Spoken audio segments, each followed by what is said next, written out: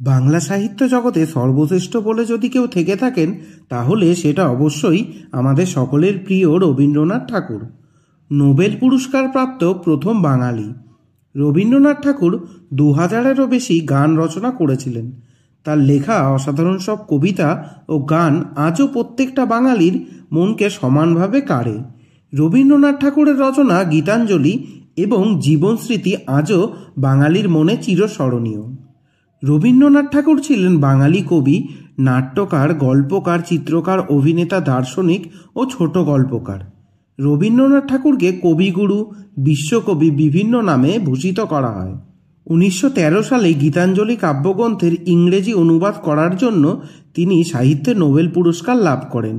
রবীন্দ্রনাথ ঠাকুর হলেন সকল দেশের, সকল কালের এবং সকল মানব তীর্থের তীর্থভূমি। রবীন্দ্রনাথ ঠাকুরের আবির্ভাব হয়েছিল 1861 খ্রিস্টাব্দের 7ই মে। বাংলায় 1268 সালের 25শে বৈশাখ কলকাতার জোড়াসাঁকোর এক অভিজাত ব্রাহ্মণ পরিবারে। 19 শতকের সাহিত্য ও সংস্কৃতির পীঠস্থান ছিল এই ঠাকুর পরিবার।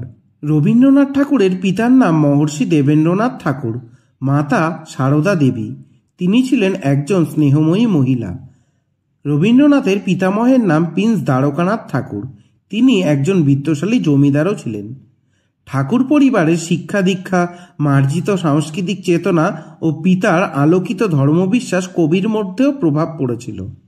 রবীন্দ্রনাথ ঠাকুর পিতামাতার অষ্টম পুত্র ছিলেন।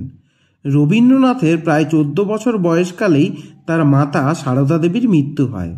শিশুকাল থেকেই অন্যান্য সন্তানদের মতন রবীন্দ্রনাথ অভিজ্ঞ পরিচালকদের দ্বারা লালিত পালিত হন। একজন জ্যৈষ্ঠ ভ্রাতা ও কয়েকজন গৃহশিক্ষকের কাছে তার প্রাথমিক বিদ্যালাভ শুরু হয়।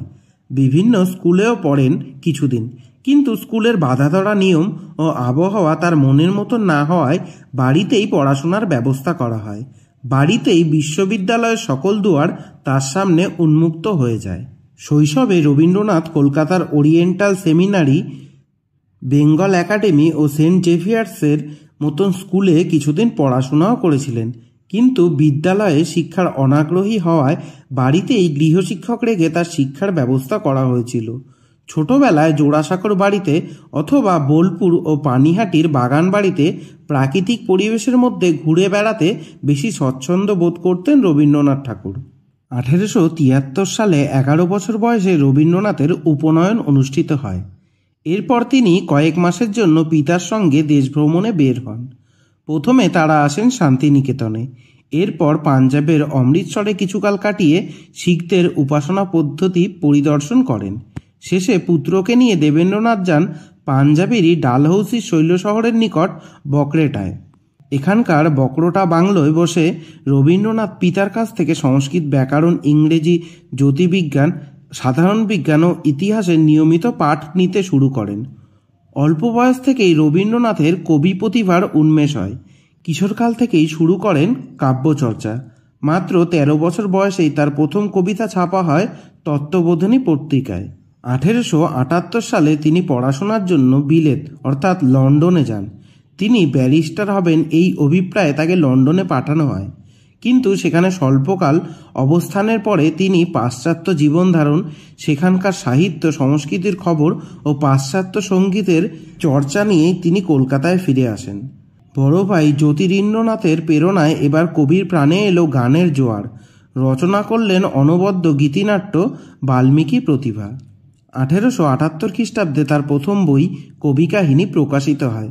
তারপর একে একে প্রকাশিত হতে থাকে সন্ধ্যা সঙ্গীত, প্রভাত সঙ্গীত, ছবি ও গান, করি ও কোমল, মানসী, সোনারতরী কাব্যসমূহ।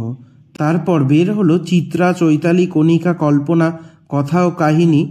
শুধু কাব্যই নয়, নাটক, প্রবন্ধ, গল্প, উপন্যাস, সমালোচনা, রূপক নাটক, শিশু সাহিত্য, বিজ্ঞান, সমাজতত্ত্ব, সঙ্গীত, স্কুল পাঠ্য, ভ্রমণ কাহিনী, সাহিত্য ও শিল্পের প্রায় সব ক্ষেত্রেই তার স্বচ্ছন্দ বিচরণের ফলে যোগফল হল বাংলা সাহিত্যের বর্তমান চরম উৎকর্ষ সাধন ও উন্নতি।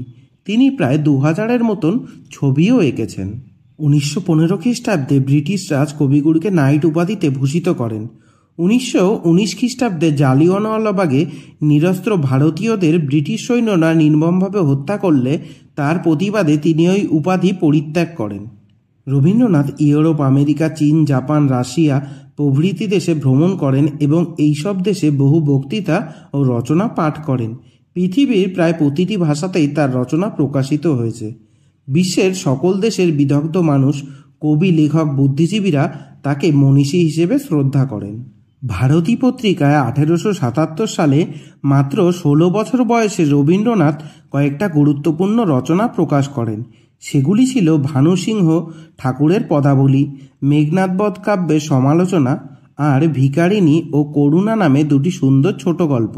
এগুলির মধ্যে ভানুসিংহ ঠাকুরের পদাবলী সবচেয়ে জনপ্রিয়তা পায়। এরপর 1878 সালে প্রকাশিত হয় রবীন্দ্রনাথের প্রথম কাব্যগ্রন্থ কবি কাহিনী। এছাড়াও পরে তিনি রচনা করেছিলেন সন্ধ্যা সঙ্গীত নামক আরেকটি কাব্যগ্রন্থ।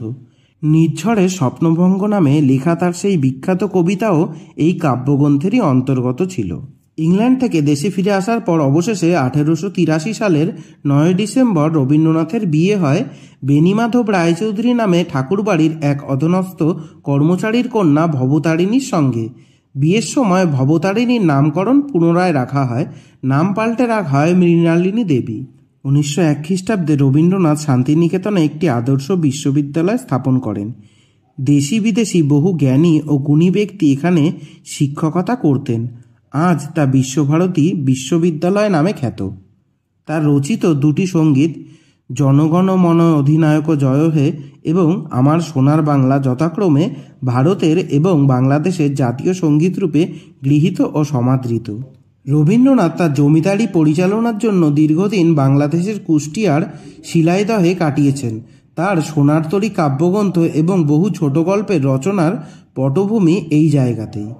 1913 খ্রিস্টাব্দে রবীন্দ্রনাথ তার গীতাঞ্জলি কাব্যগ্রন্থের জন্য বিশ্বের সর্বশ্রেষ্ঠ পুরস্কার অর্থাৎ নোবেল পুরস্কার লাভ করেন।